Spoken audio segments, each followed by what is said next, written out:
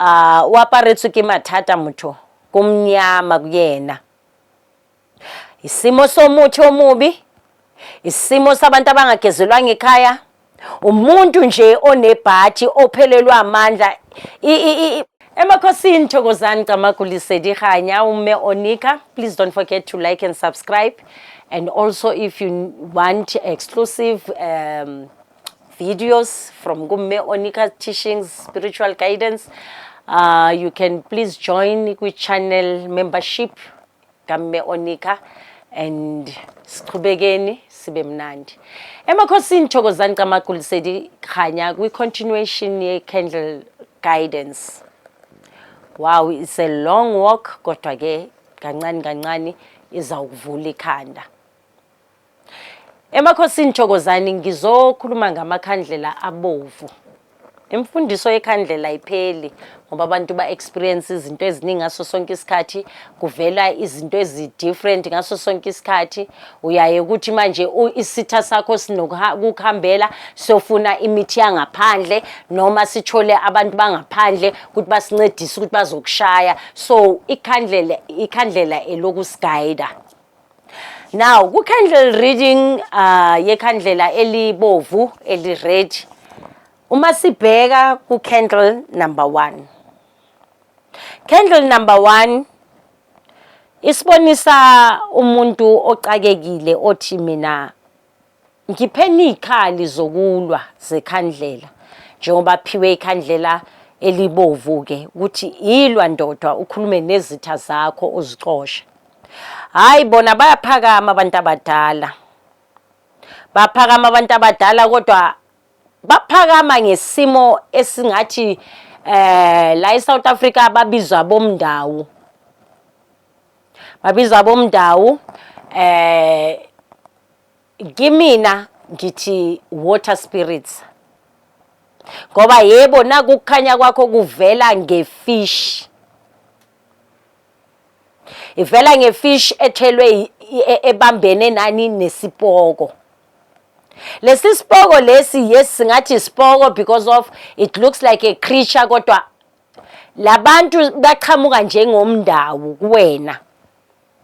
Impi yakho eyakho nomndawu. Uvaleleka nje izinto inxa yani yomndawu. Abantu bajike emaphehlweni namhlanje ngenxa yani yomndawu ngoba umndawu wenza sure ukuthi ngiyakucedela ngiyakakhela impilo.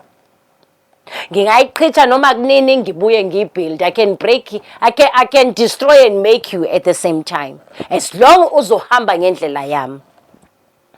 Kubuye siye ku candle number 2. Candle number 2 nayo uyalwa lo muntu nazi ikhali zenalite. Kodwa la sikhuluma ngesocial kamoya. Isocial kamoya elithe ithi ngilwela impilo yami njengoba instructiwe. Njengoba ikhandlela elibovu lisibonisa ukuthi hey kunzima phezulu kwempilo yakhe le social kamoya elilwayo. Kuqhamuka isilwani, kuqhamuke nabantu abadala abangagezelwanga abenzilo. So basically waparetsu ke mathata motho kumnyama kuyena. Isimo somuthi omubi, isimo sabantu abangagezelwanga ekhaya, umuntu nje onebhathi ophelelwa amandla, ubuthakathi bomqeda amandla kwanayo umsamo wasekhaya umqeda amandla ukuthi manje sekalinde noma yini. Kukhona abantu abasesenayo ichance yokulwa kodwa ngenxa yesimo sobuthakathi nento sezenzakelele kuyena lo muntu loyo babone kahle ukuthi angeke kusazinto enhle phezulu kwempilo yami. Yilaba bengikhuluma ngabo ukuthi kukhona abantu abagabise ubuthakathi namabhathi baze bazikhese. Possible ikhandlela malinje umuntu akhulume kanjalo kodwa njengomme onika as a spiritual guide noma a candle guide cina because naku uphiwa i-directive ukuthi ulwa nani. Because kuyafika isikhathi la phezulu kwekhandlela uyakhuluma nalesilwane and make sure definitely after rebuking leso silwane while praying ubheke leso silwane kuyaye kube notshintsho phezu kwalelo khandlela. That is the secret enginisherela yona. Kube candle number 3. Candle number 3. Candle number 3, yes, baphakama bantu abadala kodwa baphakamela phezu komuthi omnyama ojika ube isilwane. Ikhandlela la kulayitwa khona once kungaveli any light wazi ukuthi kumnyama.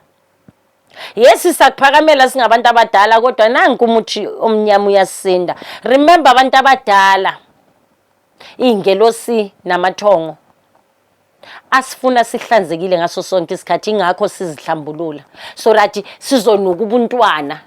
Badila ngomuntu onuka ubuntwana, umuntu ongenayo ama-distractions, umuntu ongasolo kwehlelela ukubona, bashesha ke ukulungisela makunjalo. Because they trust and believe ukuthi ukuthi bona bazoyiceda inhlupheko yakho. Uma siya ku last candle number 4, ilona ikhandlela elibovu kodwa lihambe lazijika phezu kwekhandlela elibovu, phezu kokuthi sibize ingelosi zempi kodwa kwachuza ukuphakama abamhlophe abakhanyayo phezu kwekhandlela lakho. Kungani? Ngoba kuthiwa thina njengomNazaretha omhlophe ogqoke into ezimhlophe, la ikhandlela lilayita khona nanku uyachamuka umhlophe wena, all white. Kodwa uphakamela phezu kwesimo sekhamba elingcolile. Sesikhuluma ngomsamo ke. Yes, ungakhanya wena kodwa uqindezelwe umsamo wasekhaya. Yingakho ne-reflection lapha ngasempepheni iveza ikhala yomlilo ered. Ukuthi yebo ngempela khambe kwayogangelwa le emadlozini nento zomsamo. Emakhosini Thokozani Camagu Lesedi Kganya. I know ukuthi kukhona ababa ne-interest kwi-candle reading. Keep on practicing it. Makwe yakho eyakho. You will be fond ngalo ikhandlela elibovu, uzofila ngathi angeke usakhona ukuphila ngalo. Indlela yakhona imfundiso yakhona yokuthwasela ikhandlela ikhandlela kodwa ke in order for you to get results, you need to believe and also connect nengelosi yekhandlela. Amen. Emakhosini Thokozani, please don't forget to like and subscribe. And also join with membership, a channel membership Onika, for you to get exclusive videos. Emakhosini Thokozani Camagu Lesedi Kganya.